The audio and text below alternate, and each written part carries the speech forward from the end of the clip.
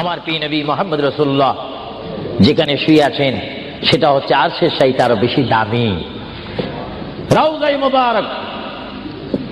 এই রাউজা শরীফে রাসূলুল্লাহ যাওয়ার আগে আল্লাহ রাব্বুল আলামিন আমার প্রিয় নবীর কাছে মালাকুল মউত আজরাইল আলাইহিস সালামকে পাঠাইলেন। চিৎকার দিয়ে বলুন সুবহানাল্লাহ। আল্লাহর প্রিয় নবী তিনি কেমন নবী? আল্লাহর নবী তিনি মৃত্যুবরণ করেছেন, কিছুক্ষণের জন্য তিনি মৃত্যুবরণ করেছেন। আল্লাহর নবীর ওফাত হয়েছে, তিনি কিছুক্ষণের জন্য আল্লাহর নবীর ওফাত শরীফ হয়েছে।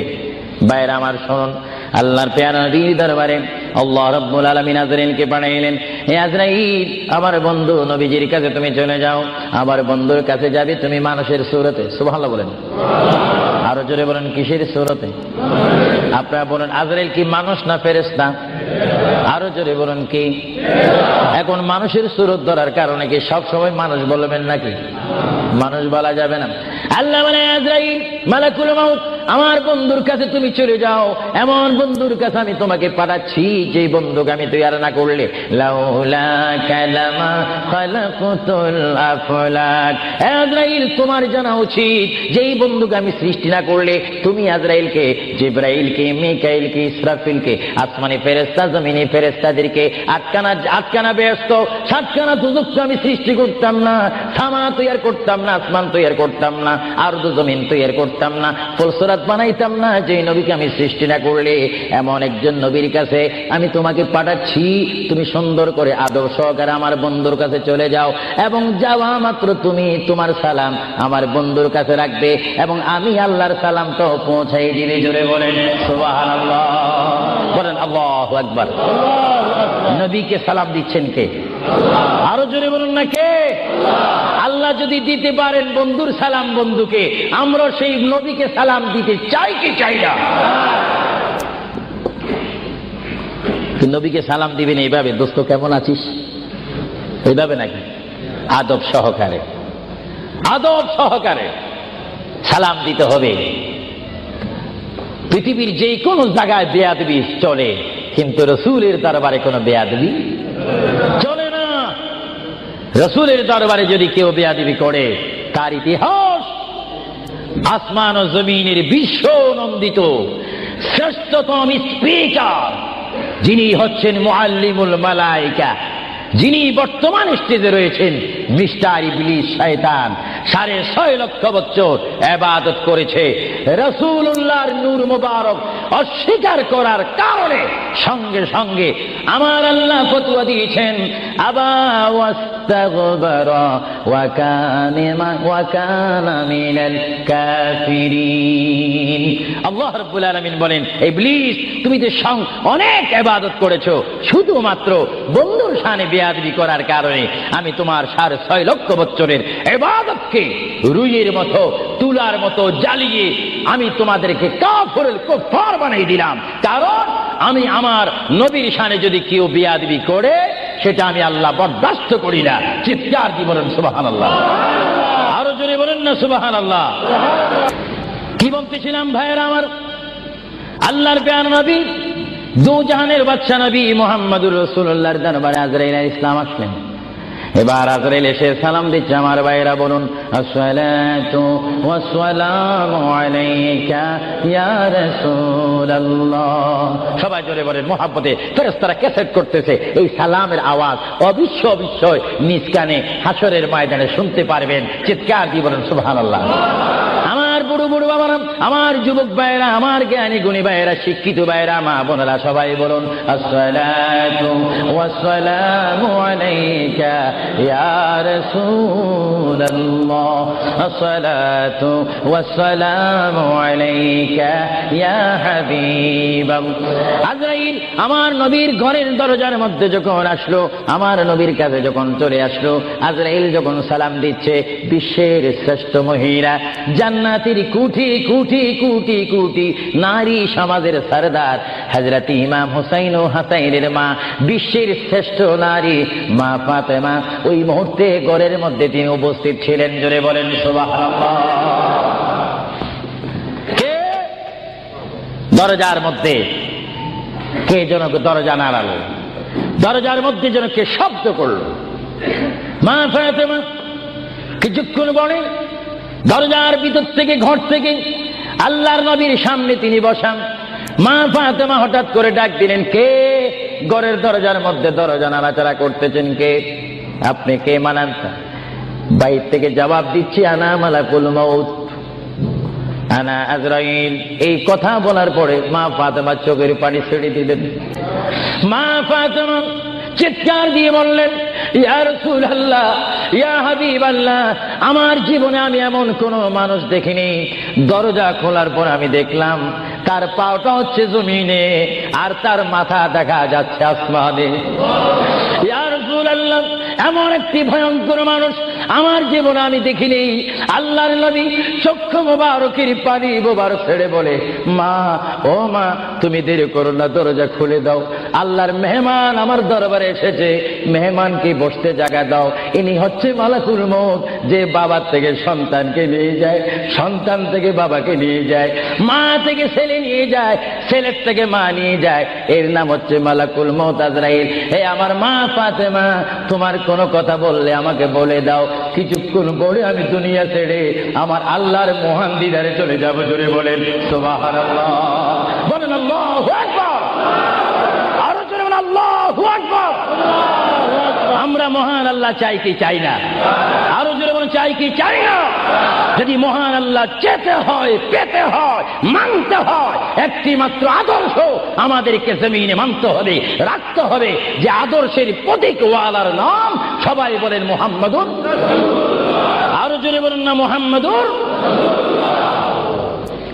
মা ফাতেমা কাঁদতে শুরু করলেন, আমার নবীও কাঁদতে শুরু করলেন। মা ফাতেমা বলে, ইয়া রাসূলুল্লাহ, ইয়া হাবিবাল্লাহ, বুঝিছি মনে হয় আপনি চলে যাবেন, না হয় আমি চলে যাব। আল্লাহর প্যার নবী কেন্দে কেন্দে বলে, ফাতেমা, আমি চলে যাব, আমার নবুয়তের দায়িত্ব, আমার উপরে যা দায়িত্ব ছিল আমি সব দায়িত্ব কমপ্লিট করেছি।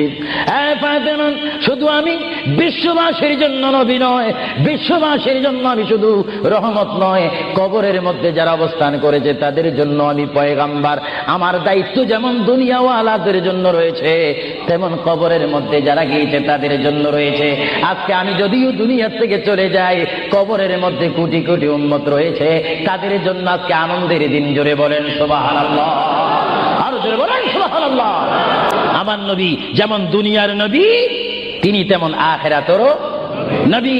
তিনি যেমন বিশ্ববাসীর জিন্দা যারা রয়েছেন, নারী সমাজ, মহিলা সমাজ, পুরুষ সমাজ, আমাদের জন্য নবী যেমন রহমত, যারা কবরের মধ্যে নারী পুরুষ অবস্থান করেছে তাদের জন্য আমার নবী রহমত। চিৎকার দিয়ে বলেন সুবহানাল্লাহ।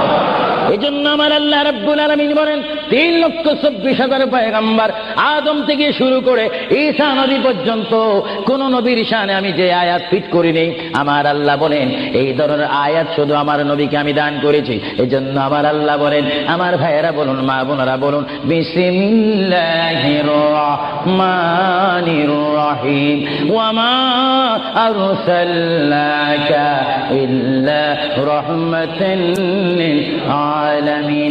আমার আল্লাহ বলে, হাবিব, হে আমার বন্ধু, হে মুহাম্মদুর রাসূলুল্লাহ, আপনাকে আমি আসমানের জন্য, জমিনের জন্য, আরশের জন্য, কুরসির জন্য, মানুষের জন্য, জিন জাতির জন্য, ফেরেশতার জন্য, আমার সৃষ্টির মধ্যে যত সৃষ্টি রয়েছে সকল সৃষ্টির মালিক হচ্ছে আমি আল্লাহ রাব্বুল আলামিন। আর সকল সৃষ্টির জন্য রহমত হচ্ছেন আপনি রহমাতুল লিল আলামিন। হাবিব, আমি আল্লাহ, যেখানে আল্লাহর ক্ষমতা থাকবে সেখানে আপনার রহমতের ক্ষমতা অবশ্যই থাকবে। জোরে বলেন সুবহানাল্লাহ, বলেন আল্লাহু আকবার।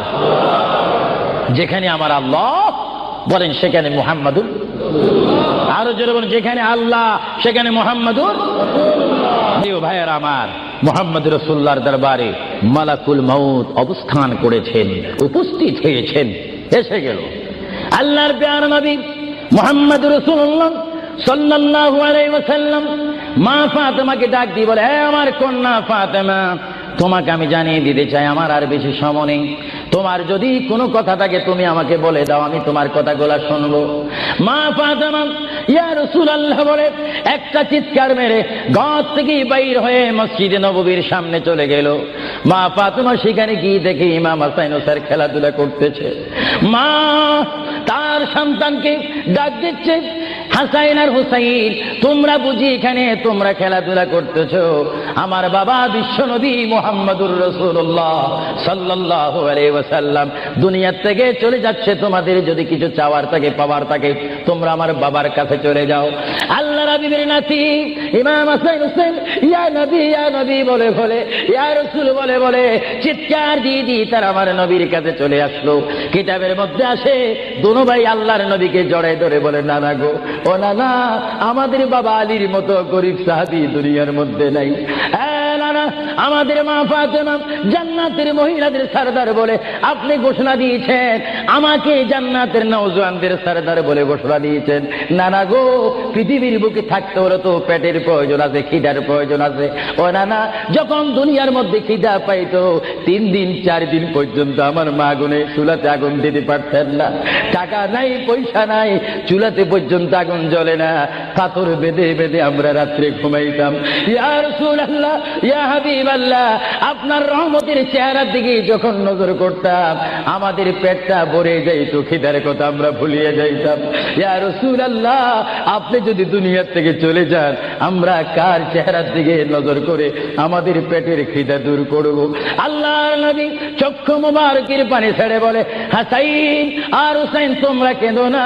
যতবার তোমরা নামাজ পড়বে আর নামাজের মধ্যে তোমরা বলবে আসসালামু আলাইকা আইয়ুহান নাবিয়্যু ওয়া রাহমাতুল্লাহি ওয়া বারাকাতুহু, যতবার তোমরা আমাকে সালাম দিবে ততবার আমি তোমাদের সামনে উপস্থিত থাকবো। জোরে বলেন সুবহানাল্লাহ, বলেন আল্লাহু আকবার। মুহাম্মদুর রাসূলুল্লাহ সাল্লাল্লাহু আলাইহি ওয়াসাল্লাম তিনি নিজে কাঁদেন, হাসাইন কাঁদেন, হুসাইন কাঁদেন, আলীও কাঁদেন, ফাতেমাও কাঁদেন। আজরাইল বলেন তিনি আজরাইলও কান্দা শুরু করেছেন। আমি পৃথিবীতে বহু মানুষের রূহ নিয়েছি, প্রাণ নিয়েছি, কিন্তু আমি মালাকুল মউত কোনোদিন কাঁদিনি।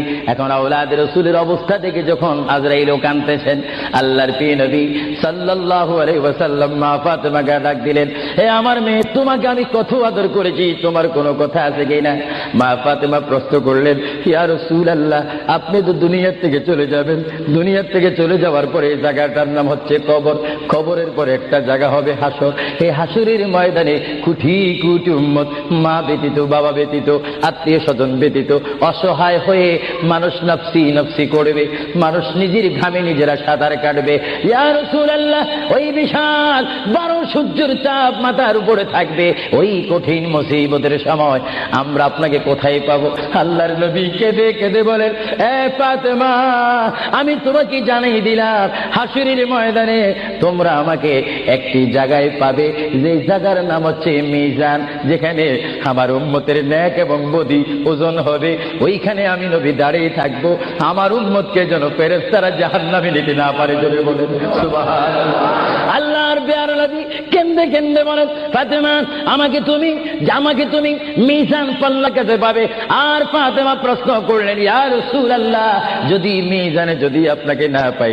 আল্লাহর নবী কেঁদে কেঁদে বলেন, আমাকে তোমরা জাহান্নামের দরজার মধ্যে পাবে। ইয়া রাসূলুল্লাহ, সেখানে যদি না পাই ফুলসিরাতের গোড়ার মধ্যে পাবে। ইয়া রাসূলুল্লাহ, সেইখানে যদি না পাই হাউজে কাউসারের কিনারায় পাবে। মা ফাতেমা কেঁদে কেঁদে বলেন, বাবা গো, ইয়া রাসূলুল্লাহ, এট এ টাইমে যদি 4টি জায়গার মধ্যে যদি আপনার উম্মত মুসিবতের মধ্যে পড়ে যায়, আপনার একা পক্ষে কিভাবে সম্ভব হবে তাদেরকে রক্ষা করার জন্য?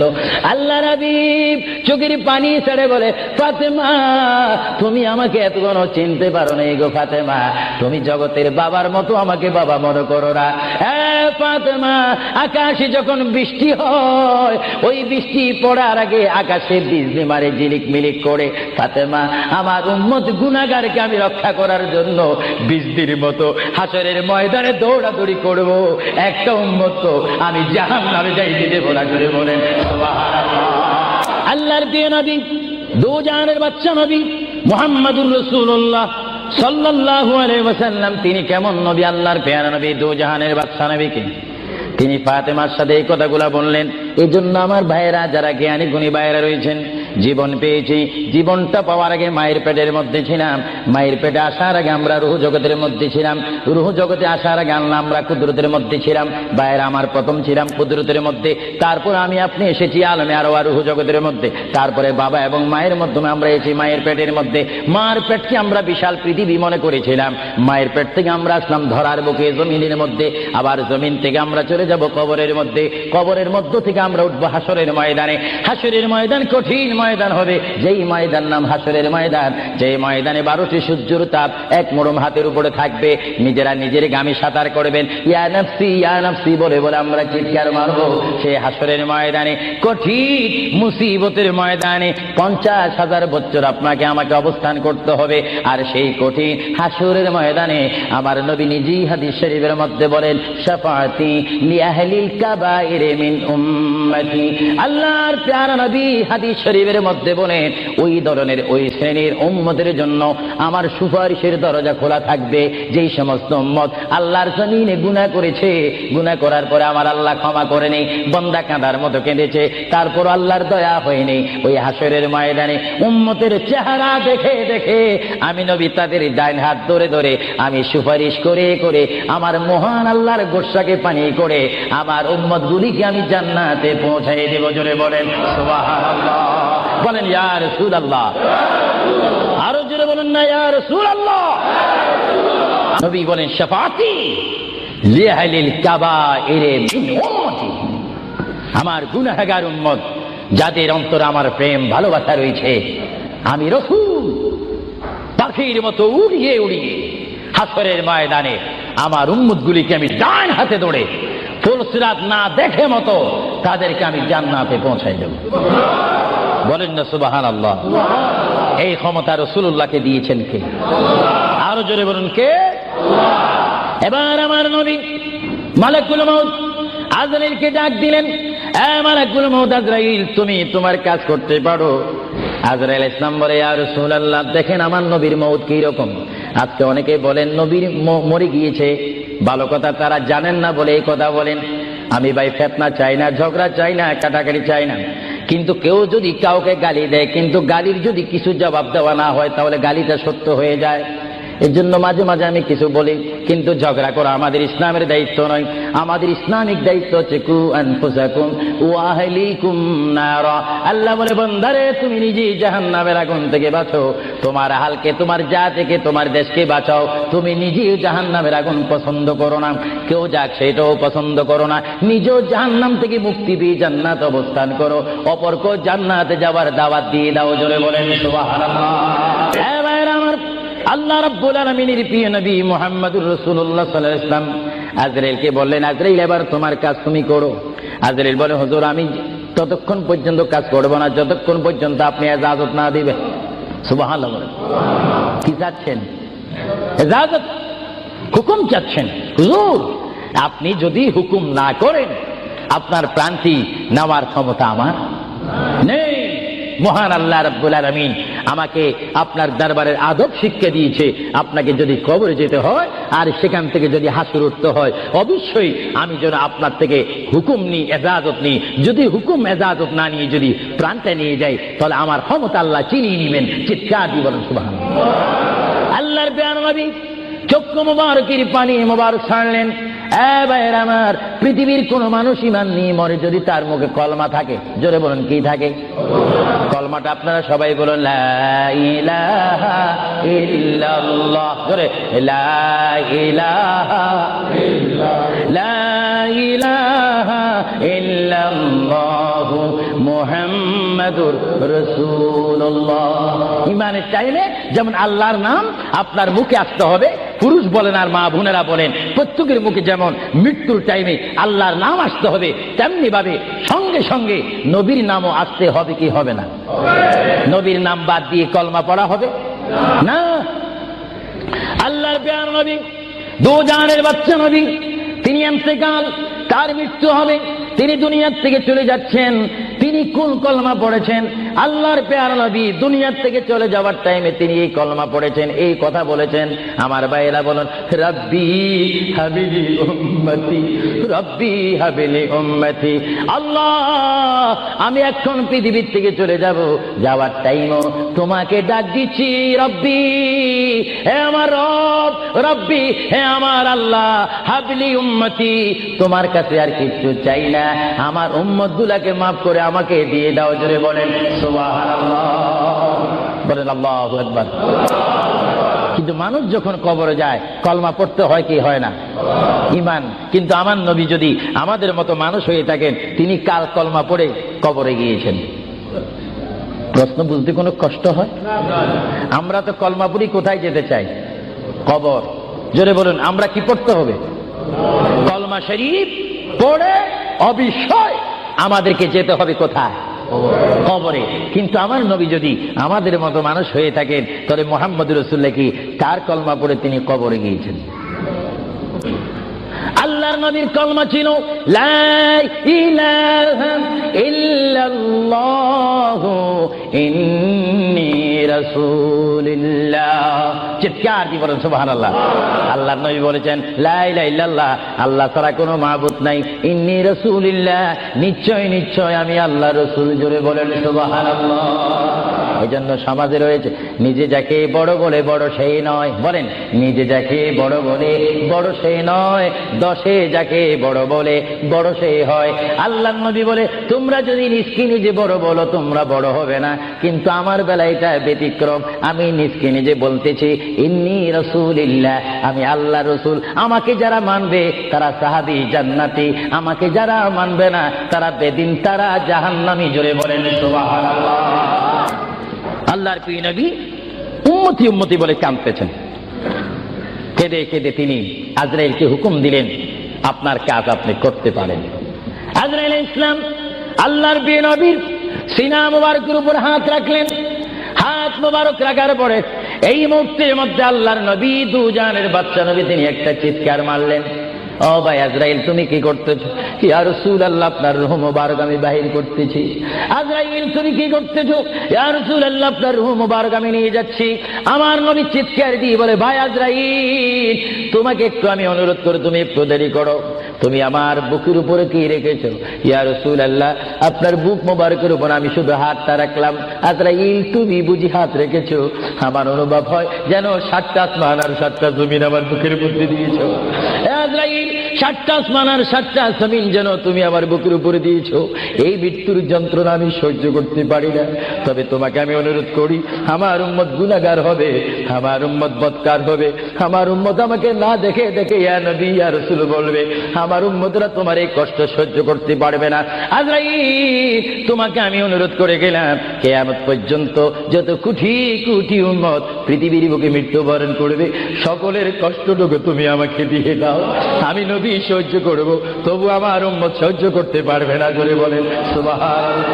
আল্লাহ নবী কেঁদে কেঁদে যখন বলেন, এই মুহূর্তে আজরাইল বলে, ইয়া রাসূলুল্লাহ, ইয়া হাবিবাল্লাহ, আপনাকে আমি একটা কথা জানাই দিতে চাই, যারা আপনার আশিক, যারা আপনার গোলাম, যারা আপনার প্রেমিক, যারা কোরআন শরীফ পড়ে, যারা দুরূদ শরীফ পড়ে, যারা নামাজ পড়ে, আল্লাহর সাথে কাউকে শরীক করে না, নবীর সাথে বেয়াদবি করবে না, আউলিয়া কেরামের সাথে বেয়াদবি করবে না, ইয়া রাসূলুল্লাহ, তাদের মধ্যে আল্লাহ এমন একটা ঈমানের স্পিরিট দিবে, তাদের সামনে যখন আমি চলে যাব, চুম্বক চুম্বককে দেখলে যেমনি ভাবে একে অপরকে আকর্ষণ করে, ইয়া রাসূলুল্লাহ, এমনি ভাবে আপনারা আশিকদের রূহ আমি নেব, তারা নিজেও বলতে পারবে না। ময়দার বিদ্যুৎ থেকে একটা চুল বাহির করতে যেমনি ভাবে ময়দা ডিস্টার্ব হয় না, ইয়া রাসূলুল্লাহ, আপনার চেহারা মোবারক তাদের সামনে আমি তুলে ধরবো। আপনার চেহারা দেখে দেখে আপনার উম্মতরা কলমা পড়তে পড়তে কবরের মধ্যে চলে আসবে। জোরে বলেন সুবহানাল্লাহ, বলেন আল্লাহু আকবার। আল্লাহর প্যারা নবী মুহাম্মদ রাসূলুল্লাহ রূহ মুবারক নেওয়া হলো। বুঝেন, যদি নবীও চলে যেতে হয় সেখানে তো আপনার থাকার কোনো ব্যবস্থা নেই। চিন্তা করেন, আপনার ঘরটা কত লক্ষ টাকার, আপনার অবস্থান কত কোটিপতি শিল্পপতি, সব মিথ্যা, সব বানর আমার আপনার পর হবে, কিচ্ছু সঙ্গে যাবে না। একমাত্র রাসূলুল্লাহর সুন্নাত, আল্লাহর হুকুম, রাসূলুল্লাহর আদর্শ আমার আপনার কবর ও হাসরের নাজাতের ফয়সালা হবে। চিৎকার দিয়ে বলেন সুবহানাল্লাহ। মুহাম্মদ রাসূলুল্লাহর রূহ মুবারক নেওয়া হলো, নিয়ে গেলেন। সাহাবায়ে কেরামের মধ্যে চিৎকার শুরু হলো, প্রিয় নবী চলে গেলেন। আল্লামা শাহেদ আব্দুল হক মুহাদ্দিস নবী মাদারিসুন নবুয়তের মধ্যে তিনি বলেন বিশ্বের শ্রেষ্ঠতম ক্লাস নম্বর 1 মুহাদ্দিস, যার সিনার মধ্যে লক্ষ লক্ষ হাদিস মুখস্থ ছিল। তিনি মাদারিসুন নবুয়ত ফারসি কিতাবের মধ্যে তিনি লেখেন, মুহাম্মদ রাসূলুল্লাহর রূহ মুবারক যখন নেওয়া হলো, আল্লাহর পেয়ারা হাবিবের রূহ মুবারক নিয়ে আজরাইল প্রথম আসমানে চলে গেলেন। জোরে বলেন কোথায়? প্রথম আসমানে গেল, দ্বিতীয়, তৃতীয়, চতুর্থ, পঞ্চম, ষষ্ঠ, সপ্তম আসমানে যখন চলে গেল, ওই সপ্তম আসমানে যাওয়ার পরে আল্লাহ রাব্বুল আলামিন হাকামুল হাকিমিনের ওই পাঠানো আজরাইল তিনি চিৎকার দিলেন ফেরেশতাদের মহলের মধ্যে গিয়ে, ফেরেশতাদের কাছে গিয়ে তিনি একটা চিৎকার দিলেন, এ ফেরেশতারা তোমরা একটু আমাকে বিপদ থেকে রক্ষা করো। আমি জীবনে অনেক রূহ নিয়েছি, কিন্তু এমন একটা চিন্তা অনুভব করিনি মুহাম্মদ রাসূলুল্লাহর রূহ মুবারক আমার হাতের মধ্যে, এই রূহুর নূরের তাজাল্লি আমি সহ্য করতে পারছি না, তোমরা এই নূরটা একটু গ্রহণ করো। ফেরেশতারা জবাব দিচ্ছে, এ আজরাইল, মুহাম্মদ রাসূলুল্লাহর রূহ মুবারক জায়গার মধ্যে এখানে কোনো জায়গা নাই। এইভাবে আজরাইল আরশ, কুরসি, লৌহ, কলম সব জায়গার মধ্যে গেলেন, লাহুতে গেলেন, মালাকুতে গেলেন, রূহ মুবারক কোথাও রাখার জায়গা নাই। কিছুক্ষণ পরে আমার আল্লাহ ডাক দিয়ে বলে, আজরাইল, আমার বন্ধুর রূহ মুবারক তোমাকে আনার জন্য বললাম, শুধু একটু পরীক্ষা করলাম, বিশ্ববাসীকে শিক্ষা দিয়ে দিলাম। হে আজরাইল, আমার বন্ধুর রূহ মুবারক বন্ধুর বড়ি ছাড়া দ্বিতীয় কোন জায়গা রাখিনি এই বন্ধুর রূহ মুবারক রাখার জন্য। হে আজরাইল, তুমি দেরি করো না, যে মদিনার থেকে সাহাবায়ে কেরামের সামনে বন্ধুর রূহ মুবারকটা নিয়ে এসেছো, আবার ওই জায়গায় গিয়ে রূহ মুবারকটা দিয়ে আসো। চলে বলেন সুবহানাল্লাহ, বলেন আল্লাহু আকবার, বলেন ইয়া রাসূলুল্লাহ। এটা হুকুম কার? রূহ মুবারকটা আবার নিয়ে আসলো। রূহ মুবারক নিয়ে আসার পরে হযরত আব্বাস বলেন, হযরত আলী বলেন, হযরত ওমর বলেন, সাইয়্যিদনা আবু বকর সিদ্দিক বলেন, বিশেষ করে হযরত আব্বাস রাদিয়াল্লাহু তাআলা আনহু বলেন, আমি দেখতে পেলাম আল্লাহর নবী চেহারা মোবারক উপর কাপড় ছিল। কাপড়টা যখন ছিল, হঠাৎ করে আমি দেখি আল্লাহর নবীর জবান মোবারক যেন নড়াচড়া করতেছে। সুবহানাল্লাহ। হযরত আব্বাস বলেন, আমি ওমরকে ডাক দিলাম, সাইয়্যিদনা আবু বকরকে ডাক দিলাম, এ সাহাবীরা, তোমরা কেঁদো না, আল্লাহর নবী মরে নেই, আল্লাহর নবী মৃত্যুবরণ করতে পারে না। আল্লাহর নবী যদি মরে যায় আল্লাহর রহমত শেষ হয়ে যাবে। তোমরা দেখো রে, আল্লাহর নবী যেন জবান মোবারকে কি জানি বলতেছে। হযরত সাইয়্যিদনা আবু বকর বলেন, আমার কানটি, আমার ডাইন কান আল্লাহর নবীর জবান মোবারক উপরে যখন দিলাম, আমি দেখতেছি আল্লাহর হাবিব জবান মোবারক দিয়ে বলতেছে, রব্বি হাবিলি উম্মতি, রব্বি হাবিলি উম্মতি। আল্লাহর হাবিবের সাহাবায়ে কেরাম চিৎকার মারি বলে, আল্লাহর নবী মরতে পারে না। আল্লাহর নবীর কাফন মোবারকের কাপড় যখন একটু সরানো হলো, আমার নবী একটু মুস্কি হাসি দিলেন। সাইয়্যিদনা আবু বকর বলেন, আমি রাসূলের মুস্কি হাসি দেখে একটা ইঙ্গিত পেলাম, আমাকে এই অবস্থাও তোমরা কবর দিতে হবে। জোরে বলেন সুবহানাল্লাহ, আরো জোরে বলেন। সাইয়্যিদনা আবু বকর সিদ্দিক বুঝে গেলেন, আল্লাহর নবীকে গোসল দেওয়া হলো, সব কিছু দেওয়া হলো, জানাজা পড়াইয়ে ইমাম বিহীন আমাদের জানাজা পড়তে হয় ইমামের নেতৃত্বে। 4 তাকবীরের সহিত কি পড়ে? জানাজা। আরো জোরে বলেন, কি পড়ে? ইমাম কি পিছে থাকে না সামনে থাকে? কিন্তু আমার নবীর জানাজা এইভাবে হয়নি। আমার নবীর জানাজা কিভাবে হয়েছে জানেন? কুররাতুল ওয়াইজিন দুররাতুন নাসিহিন কিতাবের নাম বলে দিচ্ছি মাআরিজুন নবুওয়াত, কিতাবের নাম বলে দিচ্ছি মাকামে নবুওয়াত, শাওয়াহিদুন নবুওয়াত। এই কিতাবখানা লেখা হয়েছে আজ থেকে প্রায় 850 বছর পূর্বে। আল্লামা আব্দুর রহমান নুরউদ্দিন জামি রহমাতুল্লাহ আলাইহি কিতাবের মধ্যে উল্লেখ করেন, মুহাম্মদুর রাসূলুল্লাহ সাল্লাল্লাহু আলাইহি ওয়াসাল্লাম এমন একজন পয়গম্বর যার মৃত্যু এমন একটা মৃত্যু হয়েছে, যিনি কবর শরীফে যাওয়ার আগে তার নামাজে জানাজা পড়েছেন।